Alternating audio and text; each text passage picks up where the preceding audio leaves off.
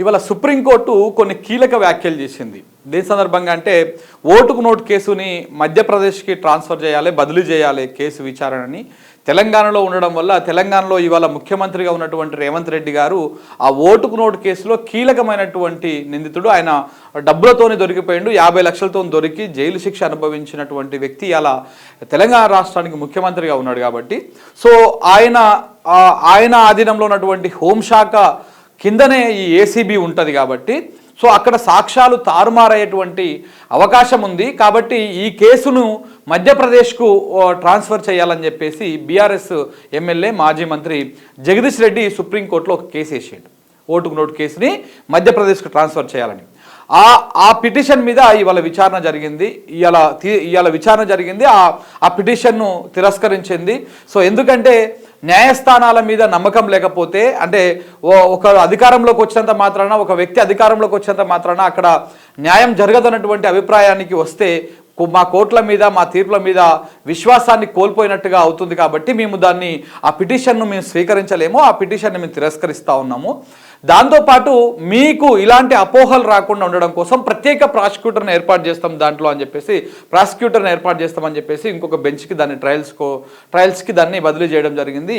ఆ విషయం జరిగింది. అయితే ఈ సందర్భంగా సుప్రీంకోర్టు త్రిసభ్య ధర్మాసనం ఏదైతే ఉందో, జస్టిస్ గవాయ్ కావచ్చు, లేకపోతే విశ్వనాథన్ కావచ్చు, వీళ్ళందరూ ఈ సుప్రీంకోర్టు బెంచ్ ఒక ఆసక్తికరమైనటువంటి వ్యాఖ్యలు రేవంత్ రెడ్డి మీద ఆగ్రహం వ్యక్తం చేసింది. ఎందుకు ఆగ్రహం వ్యక్తం చేసిందంటే, justice Gavai plus justice Viswanathan వీరిద్దరితో కూడినటువంటి దిసభ్య ధర్మాసనము మొన్న కవితకు బెయిల్ ఇచ్చింది. ఏది?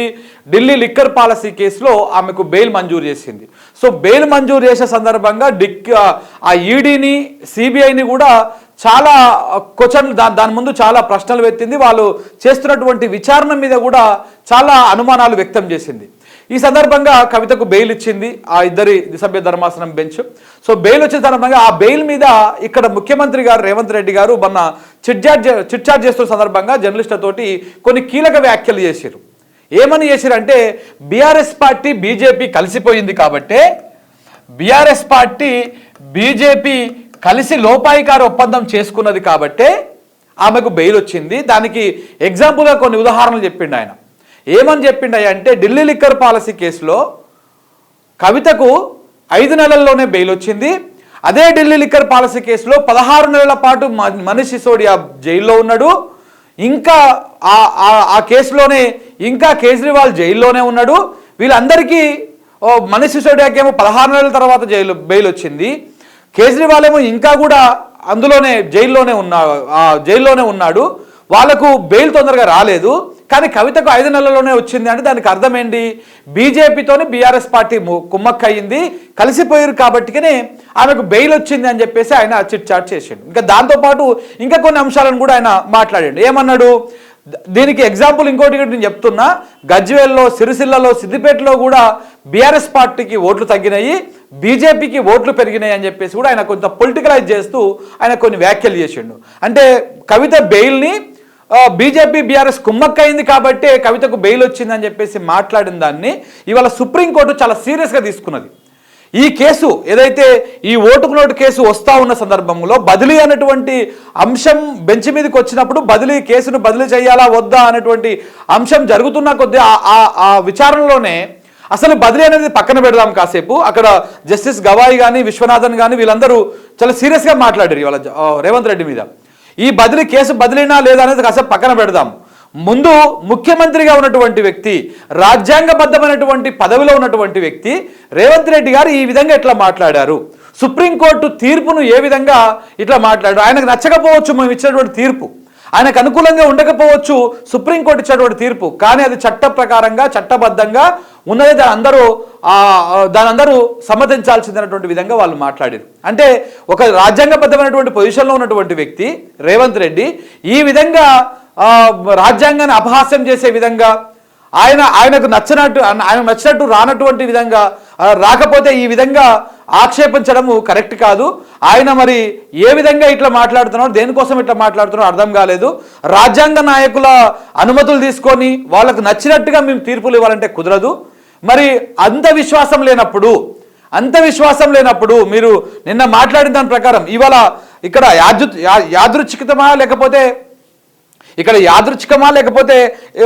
ఏందా తెలియదు కానీ మొన్న కవిత బెయిల్ను రావడం కోసము కవిత తరపున కొట్లాడినటువంటి జడ్జే ముకుల్ రోహిత్కి ఇవాళ రేవంత్ రెడ్డి అంటే ప్రభుత్వం తరపున ఇవాళ ఫైట్ చేసిండు. సో కాబట్టి ఇక్కడ ఈ సందర్భంగా రోహిత్గిని అంటే రేవంత్ రెడ్డిని ఉద్దేశిస్తూ అక్కడున్నటువంటి జడ్జిలు మాట్లాడినటువంటి మాటలు కాస్త ఆసక్తికరంగా ఉన్నాయి. మరి మీకు ఇంత సుప్రీంకోర్టు మీద ఇంత నమ్మకం లేనప్పుడు మీరు సుప్రీంకోర్టుకి ఎందుకు వచ్చిర్రు, దేనికోసం వచ్చిర్రు, ఈ కేసు విషయంలో మీరు వాదిస్తానికి ఎందుకు వచ్చిర్రు అని చెప్పేసి కూడా ఆయన మాట్లాడడం జరిగింది. సో ఇది ఏమాత్రం కరెక్ట్ కాదు, పద్ధతి మార్చుకోవాలి. 100 రోజుల్లోనే ఇలాంటి వ్యాఖ్యలు చేయడం ఏంటి అనేటువంటి విధంగా కూడా ఆ సుప్రీంకోర్టు జడ్జీలు ఇద్దరు విశ్వనాథన్ కావచ్చు లేకపోతే రోహిత్ కావచ్చు క్లియర్గా ఆయన మీద అసహనం వ్యక్తం చేయడం జరిగింది, ఆగ్రహం వ్యక్తం చేశారు.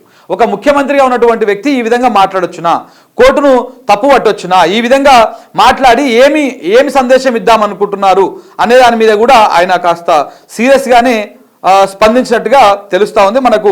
ఇట్లనే గనక మీరు విశ్వాసం వ్యక్తం చేయకుండా చేస్తే మేము కేసును బయట రాష్ట్రానికి బదిలీ చేయాల్సి వస్తుంది, మీరు ఆ విధంగానే ఎదుర్కోవాల్సి వస్తుందని చెప్పేసి కాస్త ఆగ్రహం వ్యక్తం చేస్తూ అసహనం వ్యక్తం చేస్తూ రేవంత్ రెడ్డి మీద ముఖ్యమంత్రి మీద అసహనం వ్యక్తం చేస్తూ కేసును సోమవారానికి వాయిదా వేయడం జరిగింది, ఈ సంబంధించినటువంటి కేసును.